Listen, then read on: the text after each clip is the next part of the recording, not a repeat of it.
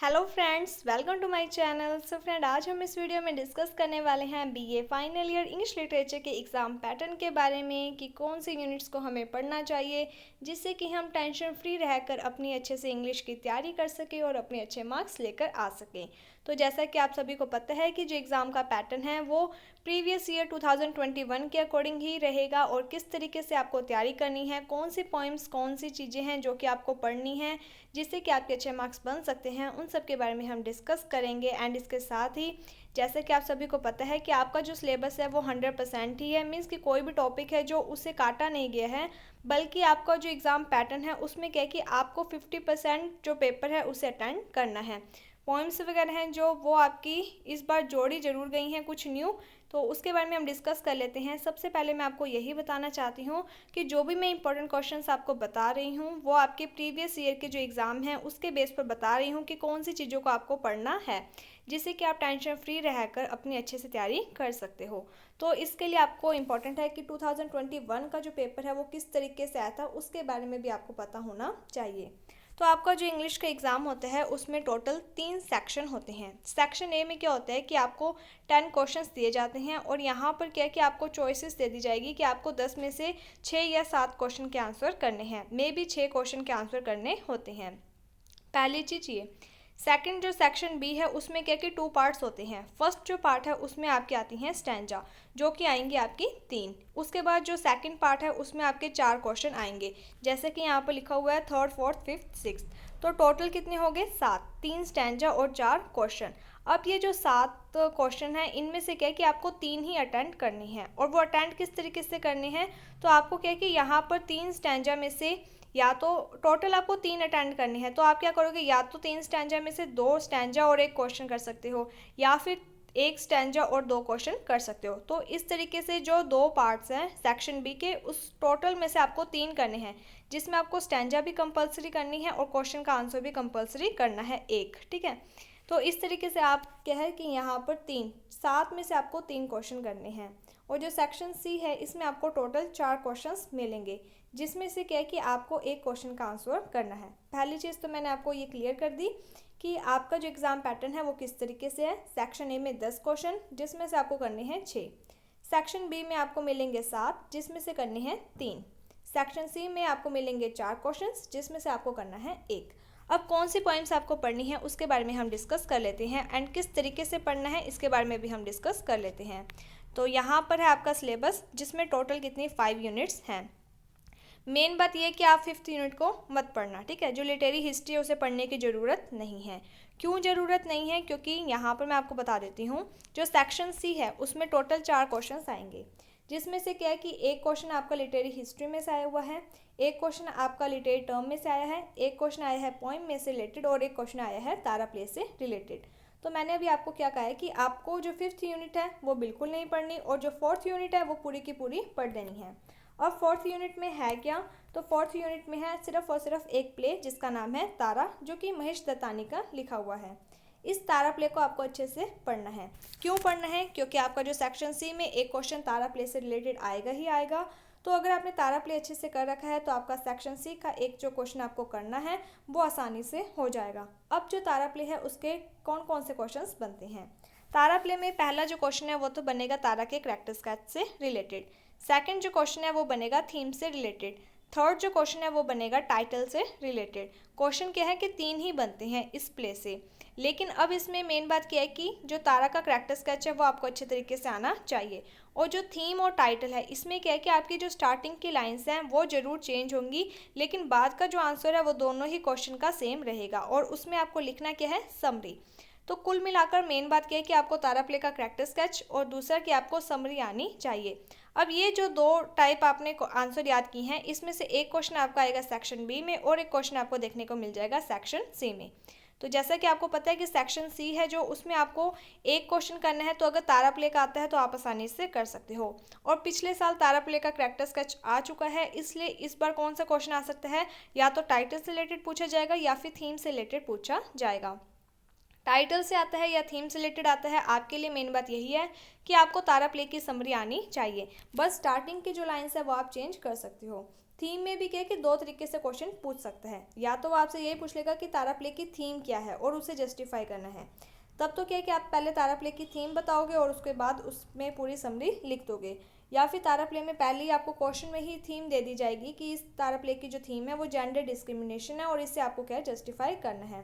तब आप क्या करोगे कि आपको पूरी समरी लिख देनी है, और इस तारा प्ले की जो समरी है वो इस चैनल पर आपको मिल जाएगी। आप ये जो फाइनल ईयर इंग्लिश लिटरेचर की पोइम एंड प्रोज से रिलेटेड 2 प्लेलिस्ट बनाई गई हैं, उन्हें ज़रूर देख लेना। तो इस तरीके से सेक्शन सी में मेन आपको एक ही क्वेश्चन करना है, और उस क्वेश्चन में आपको बता दिया है कि इंपॉर्टेंट क्वेश्चन क्या है, टाइटल या थीम से रिलेटेड आएगा। अगर आपने तारा प्ले अच्छे से पढ़ लिया है तो आपको टेंशन नहीं होगी सेक्शन सी के लिए। अब हम बात कर लेते हैं सेक्शन बी में। सेक्शन बी में क्या है कि 3 स्टैंजा है और 4 क्वेश्चन है, जिसमें से आपको टोटल करनी है 3। आप क्या करोगे कि एक स्टैंजा करोगे और 2 क्वेश्चन के आंसर करोगे।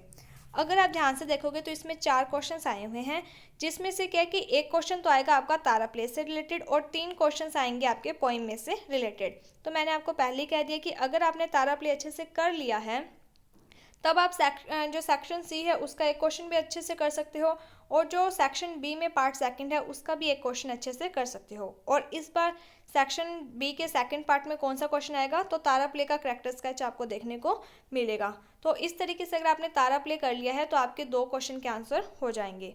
अब बची बात एक स्टैंजा की, और एक आपको करना है क्वेश्चन का आंसर। अब क्वेश्चन का आंसर करने के लिए आपको पढ़नी पड़ेंगी कुछ पॉइंट्स, एंड जो स्टैंजा है उसके लिए भी आपको पढ़नी पड़ेंगी कुछ पॉइंट्स। अब वो कौन सी पॉइंट्स पढ़नी है इसके बारे में हम बात कर लेते हैं, लेकिन उससे पहले मैं आपको बता देती हूँ कि ये जो क्वेश्चन आपके आए हुए हैं सेक्शन ए के, उसके बारे में पहले बता देती हूँ। अब क्या है कि सेक्शन ए में भी क्या है कि एक क्वेश्चन आपका आएगा लिटरेरी टर्म में से रिलेटेड, इसलिए आपके लिए इंपॉर्टेंट चीज़ है कि जो लिटरेरी टर्म्स हैं जितने भी हैं उनकी वीडियो बना दी गई है, प्लेलिस्ट में आप देख सकते हो। हर एक लिटरेरी टर्म के आपको 2 या 3 लाइन्स का आंसर अच्छे से याद कर लेना है, जिससे कि आप एक क्वेश्चन वो कर सकते हो। एक क्वेश्चन आपका नॉर्मल सी बात है कि तारा प्ले में से आएगा, ठीक है। 2 क्वेश्चन आपने अच्छे से कर लिए। तीसरा जो क्वेश्चन है उसके लिए आपको क्या करना है कि जितने भी पोइम्स हैं उनके आपको पोइट्स के नाम आने चाहिए, क्योंकि आजकल ट्रेंड बन चुका है कि इसी तरीके के क्वेश्चन पूछे जाते हैं कि आपको पोइम का नाम दे दिया जाएगा और उनके पोइट का नाम पूछा जाएगा। तो आपके लिए ये जो 3 क्वेश्चन अगर आपने पढ़ लिए तो 6 में से आपके 3 क्वेश्चन तो वैसे ही नॉर्मल हो जाएंगे। अब बचे 3 क्वेश्चन, उसके लिए आपको थोड़ी बहुत जो पोइम की समरी है उसे पढ़ लेना चाहिए, क्योंकि आपके पास अभी टाइम है। अगर आप डेली की एक एक पॉइंट पढ़ भी लेते हो तो भी आप इजी वे में कर सकते हो। अब हम बात कर लेते हैं सेक्शन बी में। आपको क्या है कि आप 3 स्टैंजा में से एक स्टैंजा करनी है, और इसके साथ ही जो पार्ट सेकंड है उसमें एक क्वेश्चन तो आप तारा प्ले से करोगे और एक आपको पढ़नी है वर्ड्स पोइम, ठीक है। अब ये वर्ड्स पोइम क्यों पढ़नी है, क्योंकि हर साल इस पोइम में से रिलेटेड क्वेश्चन आता ही रहता है। तो यहाँ पर आपके सिलेबस में आपको 5th यूनिट बिल्कुल भी नहीं देखनी, बस आप लिटरेरी टर्म 2-2 3-3 लाइन्स के पढ़ लेना। सेकंड बात कि आपको 4th यूनिट अच्छे तरीके से कर लेनी है। 2 ही मेन क्वेश्चन आपको आंसर याद करने हैं, जिसमें आप इजी वे में कर सकते हो।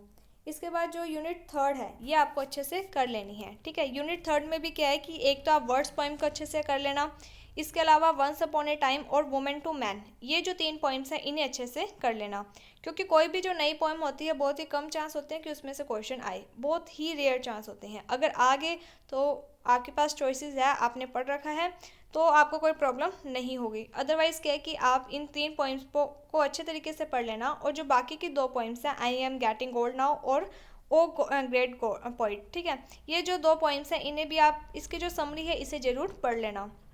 इससे क्या होगा कि अगर आपने 3rd यूनिट और 4th यूनिट पढ़ी हुई है तो नॉर्मल सी बात है कि आपका इंग्लिश लिटरेचर का जो एग्ज़ाम है वो अच्छा ही होगा, ठीक है। इसके बाद हम बात कर लेते हैं कि बची 1st और 2nd यूनिट। इसमें से क्या है कि आप कोई भी एक यूनिट को पढ़ लेना, मीन्स कि उस पोइम की आपको समरी अच्छे से आनी चाहिए। अगर आप यूनिट 1st में देखोगे तो इसमें टोटल 5 पॉइंट्स हैं, और जो 2nd यूनिट है उसमें भी टोटल 5 पॉइंट्स हैं। तो अगर आप चाहो तो आप 1st यूनिट पढ़ सकते हो, अगर आप चाहो तो आप 2nd यूनिट पढ़ सकते हो, वो आपके ऊपर डिपेंड करता है। मेरे अकॉर्डिंग आपको 1st जो यूनिट है वो पढ़ लेनी चाहिए, क्योंकि जो स्टैंजा है वो क्या है कि मेनली कजरना ट्री में से पूछा जाता है, और वंस अपॉन ए टाइम जो पोइम है इसमें से पूछा जाता है। एक आ सकता है तो टेलीफोन कॉन्वर्सेशन वाले में से स्टैंजा आपकी आ सकती है।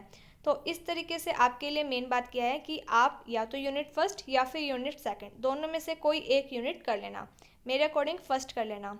इसके बाद आप यूनिट 3 है जो वो अच्छे से कर लेना, और यूनिट जो 4 है तारा प्ले वाली वो अच्छे से कर लेना। अगर आपने इतना सिलेबस कवर कर लिया तो आप ऐसा समझो कि आपने 60% सिलेबस है जो कवर कर लिया है, और आपको एग्ज़ाम में सिर्फ 50% सिलेबस में से ही क्वेश्चन अटेंड करनी है, तो वो आपका इजी वे में हो जाएगा। तो होपफुली आपके लिए ये जो वीडियो है वो इफेक्ट हेल्पफुल रही होगी। एंड इसके साथ ही आपके लिए क्या है कि अलग से बीए फाइनल ईयर जो स्टूडेंट्स हैं उनके लिए अलग से प्लेलिस्ट बनाई गई हैं, और उसमें आपको हर एक पोइम है जो उनकी समरी स्टैंजा सब कुछ आपको मिल जाएगा।